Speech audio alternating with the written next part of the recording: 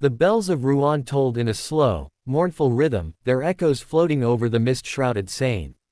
The year was 1087, and the great conqueror of England, William, Duke of Normandy, the terror of Europe, was dying. But no one dared say it aloud. In the stone corridors of his castle, priests whispered prayers while physicians stirred bowls of useless herbs. The conqueror who had once burned villages, crushed armies, and humbled kings now lay swollen and groaning on a bed too small for his bulk, his breath rattling like dry leaves in autumn wind. They said the wound that had felled him was small, a mere tear in the belly from the pommel of his saddle when his horse stumbled during the burning of Mantes. But to William's cursed body, heavy with years of gluttony and the weight of his own ambition, that small wound had become a festering rot. The smell of decay already clung to him, sweet and sickly, like spoiled wine. Outside, his soldiers camped in silence. None dared to sing or laugh. They had seen the conqueror in his fury, in the blaze of battle, when his voice could turn men into beasts of war. But now that voice was gone, replaced by hoarse mutterings and gasps. The power that had bound them all together, fear, was slipping away. In his chamber, the conqueror's eyes fluttered open. The torches burned low, throwing trembling shadows across the tapestries of his victories. Hastings, York, Exeter, every conquest stared down at him as if mocking his mortality. He turned his head slightly, and a sharp pain ripped through his gut. A thick groan escaped his throat. "Fetch Odo," he rasped. His brother, Odo of Bayeux, bishop and warrior, entered moments later, his heavy robes brushing the floor. Odo had once been William's ally and enemy both, and though he knelt beside the bed, his eyes glinted not with sorrow but calculation. "Brother," William whispered, "my time draws near. You will recover, as you always have," Odo lied smoothly. William's cracked lips twitched into something like a grin. "Do not mock me, priest. I smell the pit already." A priest moved closer, clutching a crucifix. The conqueror waved him off. "Not yet. Let me think on what I have done." And so William lay there, staring at the flickering light. Memories surged like fever dreams, his youth in Normandy, when they called him bastard and hunted him through forests. The fear had burned into him really, hardening into cruelty. He had learned to rule by terror long before England ever heard his name. He remembered Hastings, the Norman banners snapping in the wind, the thunder of hooves, the Saxons' shield wall breaking like surf on rock. He remembered Harold's last scream, an arrow piercing the king's eye. England had fallen to him that day, and with it came endless blood. Villages were burned to ash, rebels slaughtered without mercy. He had built his empire not on honor, but on bones. And now that empire could not save him. Days turned into nights, and the infection spread. The wound swelled, turning purple, and then black. The stench in the room grew unbearable. Servants held cloth to their noses, even priests prayed outside. His bloated body began to leak foul fluids, soaking the sheets. The conqueror, once feared by all, was now pitied, and avoided. At dawn, he called for his son, William Rufus. The young man entered reluctantly, his face pale and hard. He was not his father's favorite, he knew it. The conqueror's eyes burned as they met his son's. "You will take England," the dying man croaked. "Robert will have Normandy. Henry, he shall have silver, and his wits to make his way." Rufus bowed stiffly, though resentment flickered behind his eyes. Even in death, the conqueror divided his realm with cold precision, sowing the seeds of future war. When his sons left, William turned to Odo once more. "I have sinned," he murmured. "I burned the holy city of Mantes. I crushed men beneath iron. I made widows and orphans." "Repent," Odo said, but his tone was flat. "Confess, and God may show mercy." William's eyes rolled upward. "Mercy," he whispered. "I gave none." The priest began to chant, but the conqueror barely heard him. His thoughts drifted. He saw again the faces of the dying, Norman and Saxon alike. He saw London burning, the smoke rising like black wings. He saw the trembling of peasants as he rode past, and for the first time in decades, he felt something close to fear. His belly gurgled violently. The wound split open, and a surge of putrid gas escaped. The smell was so vile that even the priest stumbled back, gagging. William groaned, clutching his abdomen, but his bloated fingers slipped in his own filth. "God's punishment," whispered one of the attendants, too softly to be heard, or so he thought. William's eyes snapped open. For a moment, the old fire returned. Silence. He bellowed, and then coughed, choking on his own breath. His body shook, and his face turned red, then purple. Finally, he fell back, gasping, "Lord, receive me." The room fell silent except for the flicker of flame. Hours passed. He drifted between pain and delirium, sometimes whispering commands to invisible soldiers, sometimes begging for water. Outside, rumors began to spread through Rouen. The conqueror was dead, they said. Others swore they had seen his ghost walking the ramparts, demanding his sword. By the 7th day, his body had swollen grotesquely. His skin stretched tight and shiny, splitting in places where the corruption festered. No one dared move him. The doctors had long fled. Only 2 monks remained, praying quietly in the corner, holding lavender to their noses to dull the stench. That night, thunder rolled over Normandy. The river wind rattled the shutters, and one of the monks looked up from his prayers to see a flicker of movement, the dying king's eyes open wide, staring straight at him. "Do you see them?" William whispered. His voice was faint, trembling. "The dead, they come for me." The monk froze. "My lord, there is no one here." William's hand lifted weakly, pointing toward the shadows near the wall. "There," he hissed. "Harold, the Saxon king, his eyes still bleeding. The monks of Ely. The children of York. All of them. I hear their cries." The monk crossed himself, trembling. "Pray, my lord. Pray and they will leave you." But William could not pray. He screamed instead, a guttural sound, raw and animal. The monk dropped his candle, and the flame sputtered out. When light returned, William lay motionless, his eyes staring blankly at the ceiling. His mouth hung open, as if caught mid-scream. He was dead. The conqueror who had ruled 2 nations now ruled nothing but silence. At first, none dared touch him. Word spread quickly through Rouen, and fear turned to chaos. His sons were gone, his court divided, his treasure looted before the dawn. Even the servants stripped the chamber of silver candlesticks and fine linen. By morning, the room of the most powerful man in Europe was bare except for his corpse, bloated and oozing. The priests came at last to prepare him for burial, but when they uncovered the body, they staggered back in horror. The swelling had worsened. His belly was distended like a drum, and the air was thick with the stench of rot. Flies buzzed around the open sores. His once mighty face was twisted and discolored, the flesh sloughing from his jaw. "May God forgive him," whispered the abbot. They tried to clean him, but every touch made the body rupture anew, releasing gases that filled the chamber with unbearable foulness. One monk vomited, another fainted. Still, duty demanded they continue. They dressed the body in royal robes and placed a crown upon his decomposing head. The church bell tolled once more. Outside, Normandy mourned, but only in form. Many cursed his name in private. Peasants remembered the fires he had set, the taxes that had bled them dry. Even lords whispered of his cruelty. His death brought not sorrow, but a dark relief. As dawn broke over the Seine, the funeral procession began. The conqueror's coffin was carried through the streets toward Caen, to the great abbey he himself had founded. Priests chanted, soldiers marched, and the people watched in uneasy silence. Some spat as the coffin passed. But fate was not yet done humiliating William the Conqueror. For the man who had seized crowns and kingdoms would find no peace even in death. The funeral procession moved slowly through the narrow streets of Rouen, the heavy wooden coffin rocking on the shoulders of weary monks.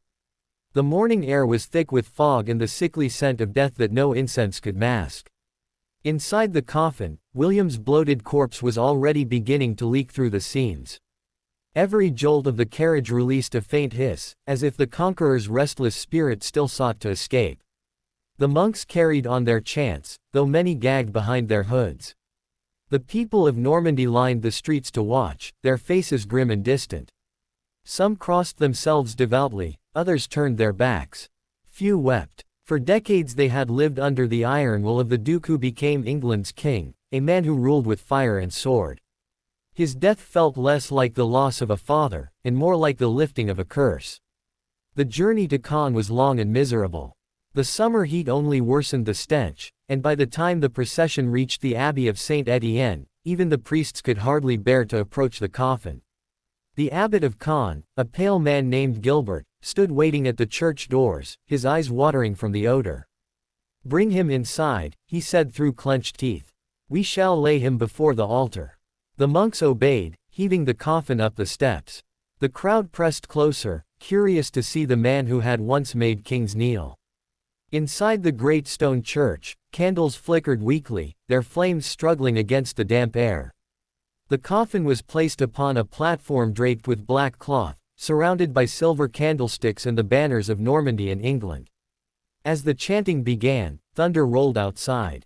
It was said that the heavens mourned for kings, but this storm felt different, more like judgment. The wind howled through the arches, rattling the tapestries and snuffing out one candle after another. The abbot raised his hands for silence, but the mourners could barely hear him over the pounding rain. Then, as the first prayer for the dead was spoken, a voice shouted from the crowd, "That land belongs to me."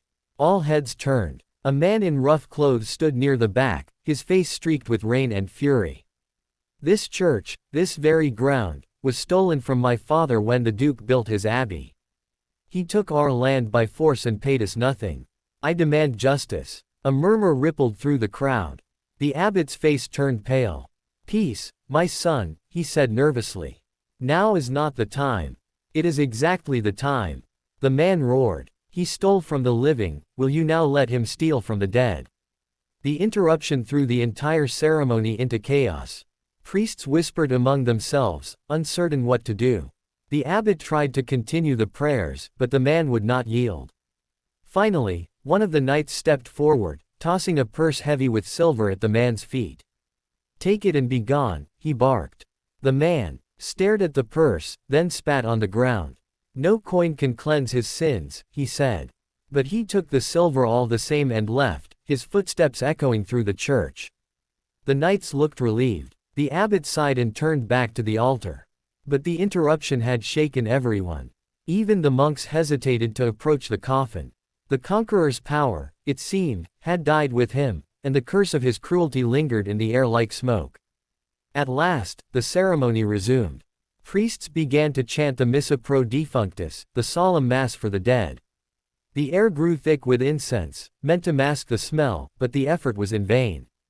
The coffin itself was now visibly bulging. The wood creaked and strained, and a dark stain spread slowly across the drapery beneath it. One of the monks leaned close to whisper to the abbot, "My lord, the body is unfit for display. We must hasten the burial."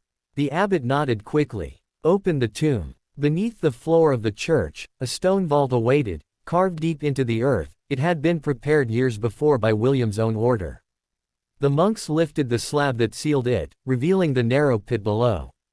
The air that drifted up was cool and stale, a relief from the stench above. "Lower him quickly," the abbot ordered. "God have mercy on his soul." As they prepared to lift the coffin, disaster struck. With a loud crack, one of the supports beneath the platform gave way. The coffin tilted violently, and the bloated corpse of William the Conqueror slid partially out, wrapped only in a linen shroud. The monks cried out in horror. The crowd gasped as the cloth tore and the king's body, swollen and discolored, rolled to one side. The sound that followed was one no one would ever forget. A sharp, wet explosion echoed through the church. His abdomen burst open from the pressure of decay. The foul gases and fluids that had built inside him for days erupted into the air, splattering the nearby priests. The stench that filled the abbey was beyond description, a wave of rotten human corruption that sent half the congregation retching and fleeing for the doors. Even hardened knights covered their faces, gagging. Candles fell, prayers stopped, and the abbot himself stumbled backward, coughing violently. The body of the conqueror, the man who had changed the fate of two nations, now lay sprawled and ruined on the cold stone, leaking and defiled. It was said that one monk fainted and struck his head on the altar. Another vomited until he collapsed. The church that William had built for his own glory had become his final humiliation. When at last the chaos subsided, only a handful of men remained, the abbot, a few monks, and two knights who dared not meet each other's eyes.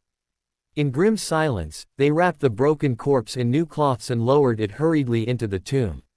There were no more prayers, no songs, no solemn procession. They sealed the stone lid over him as quickly as they could, desperate to shut out the unbearable smell. Thus ended the burial of William the Conqueror, not with splendor, but with shame. For days afterward, the abbey stank. Even after they scrubbed the floors and burned incense, the odor lingered. The townspeople whispered that it was the smell of sin, that the conqueror's spirit was too foul for holy ground. Some claimed to see shadows moving in the church at night, or to hear heavy footsteps echoing when the doors were locked. The monks said nothing, but they avoided the crypt after dark. Meanwhile, word of the king's horrific death and desecrated burial spread across Europe. In England, nobles spoke of it in hushed tones. "So passes the mighty," one said. Even kings rot. In Normandy, peasants muttered prayers of thanks. For the first time in 30 years, they could sleep without fear of their fields burning. But the horror of his end did not fade. Chroniclers recorded it with grim fascination, writing of the smell, the bursting body, the panic in the church. They called it divine punishment, a fitting end for a man who had brought fire and blood wherever he went. Yet history is cruelly forgetful. In time, the tales turned to dust, and all that remained was the title, William the Conqueror. The rot, the shame, the screams in the church, those were buried with him. Centuries passed. Wars came and went. The abbey stood through storms and revolutions, though parts of it fell to ruin. In 1522, when the tomb was opened for renovation, the monks found only a few bones and a fragment of thigh, the rest long turned to dust. They placed the remains in a marble tomb, carved with Latin words, Hic sepultus est invictissimus Guilhelmus Conquestor, here lies the most invincible William the Conqueror. But even stone could not protect him forever. In 1562, during the Wars of Religion, Protestant soldiers stormed the abbey. They smashed the tomb, scattered the bones, and burned what they found. The conqueror's remains were lost to history, his legacy reduced to ash and rumor. Only a single femur, saved by a priest, was later reburied in the ruins. Some say that was his final punishment, to have his empire forgotten, his body destroyed, his name remembered only for his brutality. And yet, in dark corners of Normandy, old tales persist. They say that on stormy nights, when thunder rolls over Caen, a figure walks the ruined abbey, dragging chains that smell of decay. His armor clinks faintly, though rusted and broken. His face is hidden, but those who see him swear that a faint light burns in the hollow of his eyes. They call him Le Roi Pourri, the rotting king. He walks not in glory, but in torment, condemned to wander the ground he stole, forever smelling the rot of his own ambition.